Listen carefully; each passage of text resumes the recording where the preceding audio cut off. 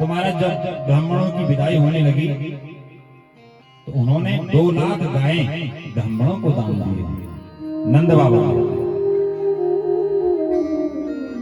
और 2 लाख गायें लेकर के जितने भी ब्राह्मण देवता थे वो अपने अपने घर को चले। बहुत दिन हो गए महाराज नंद के आंगन में उत्सव को मनते मनते, तो अचानक नंद बाबा को याद आया कि जो गायें हैं उनका कर देना पड़ता है राजा कंस को, इनकम टैक्स। तो इस बार जो है कि इनकम टैक्स देने में थोड़ा विलंब हो गया, क्योंकि घर में क्या है, बालक का जन्म हुआ, भूल गए।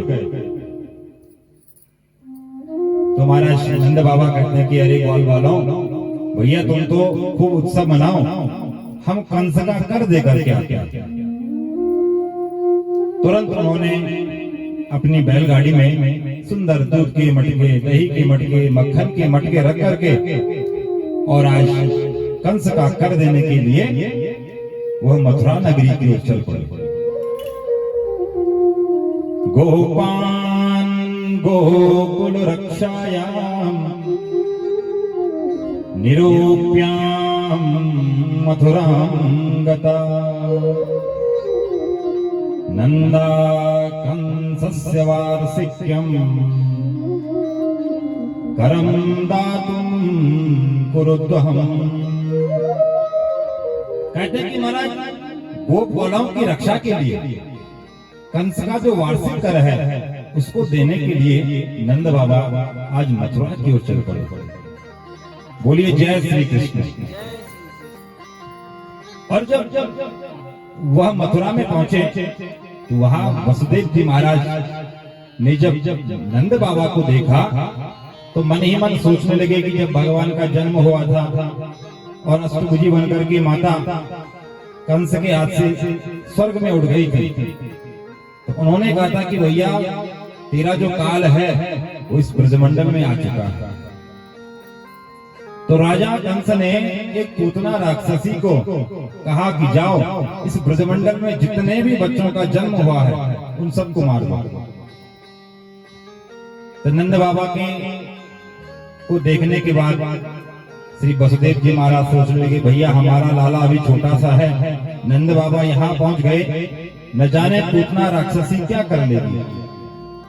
तो नंद बाबा और श्री वसुदेव जी महाराज की आपस में मुलाकात हुई है, और जब मुलाकात हुई तो नंद बाबा को वसुदेव जी महाराज बधाइयां देते हैं।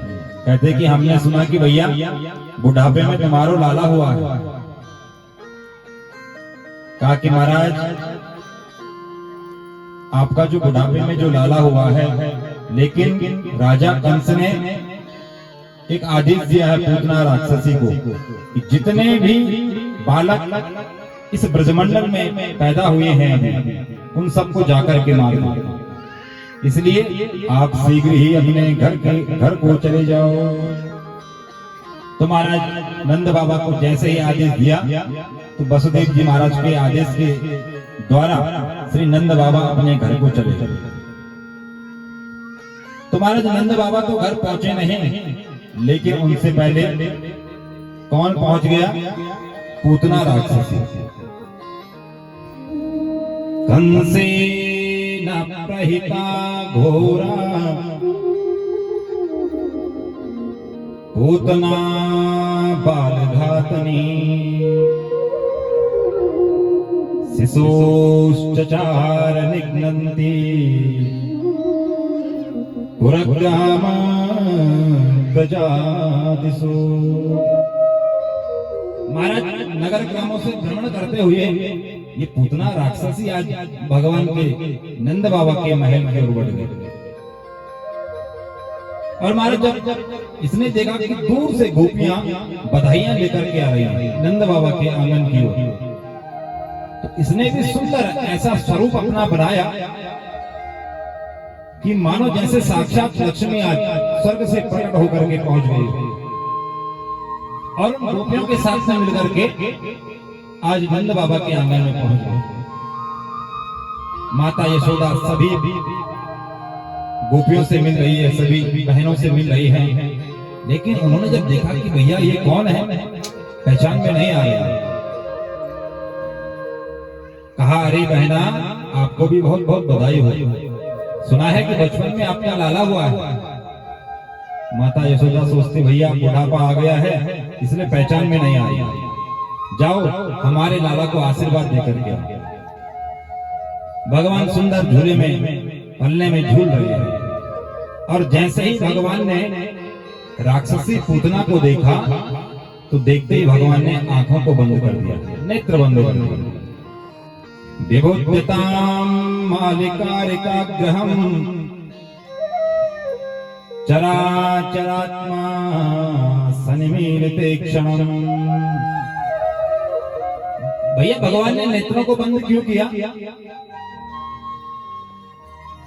कहते हैं कि भैया भगवान सोचने लगे। संत महात्मा अनेक मनोभावों को कहते हैं कि भैया भगवान ने सोचा, हम इस ब्रजमंडल में दूध दही माखन खाने के लिए आए हैं, और पूतना मौसी हमें पहले जहर पिलाने आ गया, इसलिए नेत्रों को बंद कर दिया।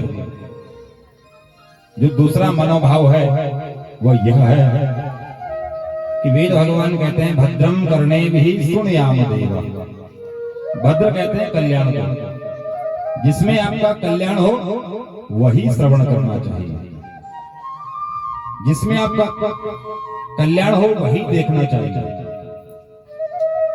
तो महाराज इसलिए भगवान ने तुरंत अपने नेत्रों को बंद कर दिया, लेकिन पूतना राक्षसी ने भगवान को अपने गोद में उठाया और गोद में उठा करके भगवान को अपना दुग्ध पान कराने लगी। और जब भगवान को दुग्ध पान कराने लगी तो पहले तो भगवान ने उस जहर का पान किया। भगवान भोलेनाथ का ध्यान किया कि भैया इस जहर का पान करना तो आपका कार्य है, और उसके बाद भगवान धीरे धीरे उसके प्राणों को पीने लगे। और जब उसको वो मर्म होने लगा तो चीखने और चिल्लाने लगे, सा मुंच मुंचलमिति प्रभासनी। अरे बेटा छोड़ दे, अरे बेटा छोड़ दे। तो भगवान को बेटा शब्द से उन्होंने कहा तो भगवान को बड़ी दया आ गई, और भगवान ने अपने मातु के समान उनको आज गति दी और उनका उद्धार कर दिया। बोलो भक्तवत्सल भगवान की, नंद के लाला की। महाराज जैसे ही माता यशोदा ने देखा कक्ष में जाकर के, तो वहां विशाल पूतना के शरीर पर भगवान खेल रहे हैं। तुरंत माता ने उनको गोद में पकड़ा और गौशाला में ले जा करके कहा कि महाराज हमारे बच्चे ने मुर्दा छू दिया। तो सुंदर भगवान का गौमूत्र से और गोबर से भगवान को स्नान कराया। गोमूत्रेण स्नापयित्वा पुनर्गोरजसार्भकम्। सुंदर भगवान का उन्होंने गोबर और गौमूत्र से स्नान कराया। तब तक महाराज दौड़े दौड़े नंद बाबा पहुंच गए। नंद बाबा को जितने छोटे छोटे ग्वाल वाला है वो बताते हैं कि महाराज आप तो चले गए मथुरा, लेकिन न जाने एक राक्षसी कहां से आ गई और उसने आकर के महाराज आपके बालक के कक्ष में प्रवेश कर दिया, और न जाने अपना कैसे ये पूतना राक्षसी मर गई। नंद बाबा कहते हैं कि भैया मुझे वसुदेव ने पहले ही बता दिया था कि आपके आंगन की ओर कोई राक्षसी आ सकती है, इसलिए आप सावधान हो जाइए। तो मैं मार्ग में भगवान के नाम को की माला जपते हुए आ रहा था, इसलिए मेरे बालक की रक्षा भगवान ने कर दी है। इस प्रकार से उन्होंने सुंदर पूतना राक्षसी के शरीर को पकड़ करके और एक स्थान में ले जा करके जैसे अग्नि दी तो उसके शरीर से महाराज दिव्य सुगंध निकलने लगे।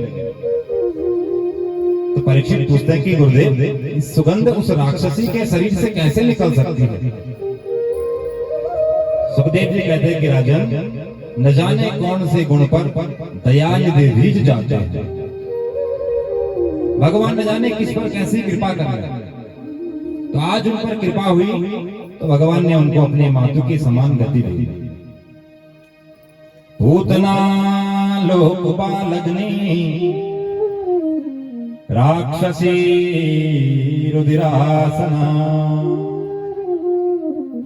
जिघांसयापि हरये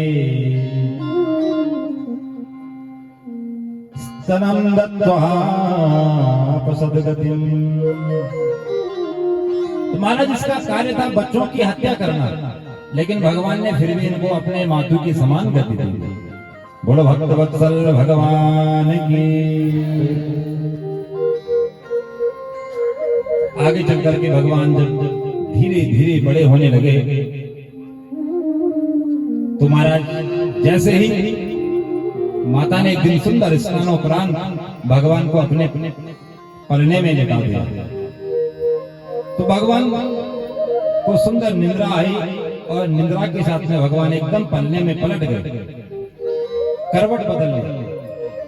अब माता को चाहिए उत्सव मनाने का एक मौका, तो जैसे ही भगवान ने करवट बदली तो मैया प्रसन्नता के साथ कहने लगी कि भैया हमारा जो लाला है वह बड़ा हो गया, स्वयं ही करवट बदलने लगा है। तो क्या किया जाए? सभी जितने भी गोप वाला है उनको निमंत्रण दे दिया, आइए आज हमारे लाला ने करवट बदल दी है, इसलिए आइए और हमारे आंगन में आकर के उत्सव मनाइए।